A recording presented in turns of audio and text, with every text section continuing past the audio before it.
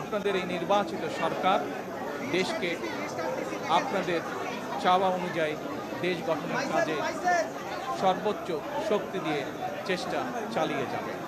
সকলকে আমি আবারও ঈদের শুভেচ্ছা জানাই। সকলে দেশের সকল মানুষ দল মত নির্বিশেষে সকল মানুষ ইনশাল্লাহ ভালো থাকবেন, সুস্থ থাকবেন।